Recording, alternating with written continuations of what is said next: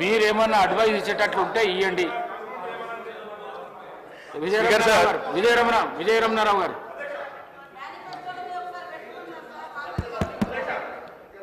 ఇంతకుముందు కేటీఆర్ గారు మాట్లాడుకుంటూ రైతులకు సంబంధించినటువంటి రుణమాఫీ గురించి వారు ఛాలెంజ్ చేశారు. మీరు 10 ఏళ్ళు అధికారంలో ఉన్నారు. 2014లో రైతులు చెప్పిన ₹1,00,000 రుణమాఫీ అని చెప్పి అధికారంలోకి వచ్చిండ్రు. మీరు 4 విడతలలో రుణమాఫీ చేస్తే మీ రుణమాఫీ వడ్డీ కింద కూడా రైతులు సరిపోలే.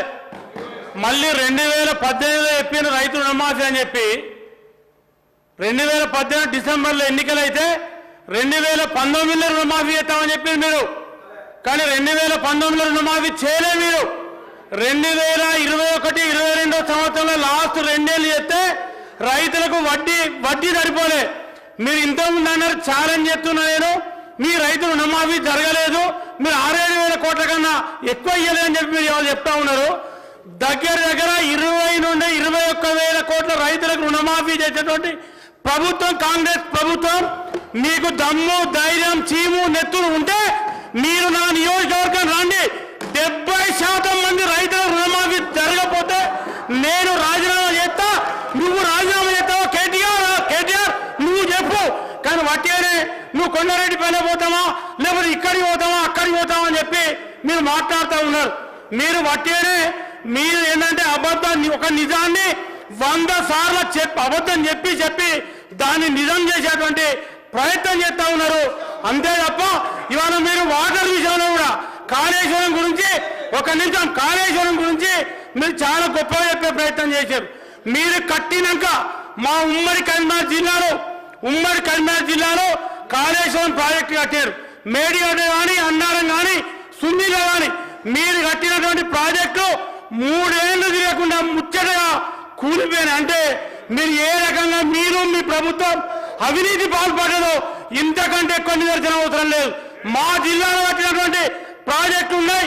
ఆనాడు కాంగ్రెస్ ప్రభుత్వం ఎస్ఆర్ఎస్టీ ప్రాజెక్టు కానీ, ఎల్ఎంపల్లి సీపా ప్రాజెక్టు కానీ, లోయర్ మానేటం కానీ ఇవన్నీ కూడా ఆనాడు మీ అప్పర్ మానేటం కానీ ఇవన్నీ కాంగ్రెస్ ప్రభుత్వం హయాంలో జరిగినటువంటి ప్రాజెక్టులు.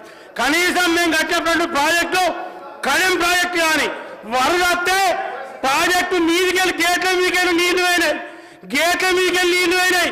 కానీ ఎక్కడ కూడా చెక్కు చేయలేదు ప్రాజెక్టులు. ఇవాళ గేట్ల మీదకి నీళ్లు కూడా కాదు, నీళ్లు వరద రాకముందే మీరు కట్టిన ప్రాజెక్టులు కూలిపోయినాయి. మీరు గొప్పగా చెప్తా ఉన్నారు కాళేశ్వరం. మీరు కాళేశ్వరం ప్రాజెక్టు ఒక్క నిమిషం అధ్యక్ష మీరు కాళేశ్వరం ప్రాజెక్టు కట్టి ఉమ్మడి కరీంనగర్ జిల్లాకు కనీసం 1 ఎకరానికన్నా నీళ్ళు ఇచ్చిందా అని చెప్పి అడుగుతా ఉన్నా.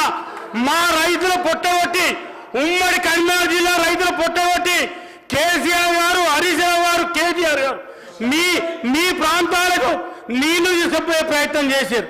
కనీసం ఆనాడు కాంగ్రెస్ ప్రభుత్వంలో కాలువలు నవ్వి లైనింగ్ చేసి ప్రాజెక్టులు పెట్టేటువంటి వాటికి కనీసం లైనింగ్ పోతే ఆ లైనింగ్ కూడా రిపేర్ చేయలే, షటర్ పోతే షటర్ పెట్టలే.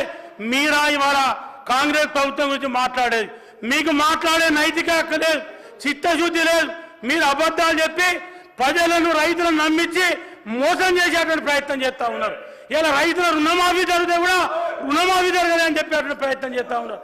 రైతులకు బోనస్ ఇస్తే బోనస్ ఇయ్యలేదని చెప్పేటువంటి ప్రయత్నం చేస్తూ ఉన్నారు. మీరు ఇవాళ నా నియోజకవర్గంలో దాదాపు పెద్దపల్లి అసెంబ్లీ నియోజకవర్గంలో 51 కోట్లు, దాదాపు 50 కోట్ల బోనస్ వస్తే ఈ నిన్నటి వరకు 46 కోట్ల బోనస్ రైతుల అకౌంట్లలో జమ అయినాయి. అది ఇవాళ కాంగ్రెస్ పార్టీ.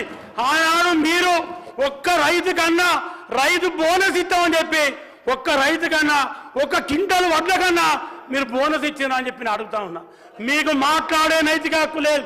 రైస్ మిల్లులను పెట్టి రైస్ మిల్లులతో కుమ్మక్కాయి వాళ్ళని పెట్టి కిలోలు కటింగ్ పెట్టే చరిత్ర ఆనాడు మీ ప్రభుత్వాన్ని. మీరు మాట్లాడే నైతిక హక్కు లేదు, మీకు మాట్లాడటానికి కనీసం కూడా అర్హత లేదు. మీరు రైతుల గురించి మాట్లాడే అర్హత లేదు.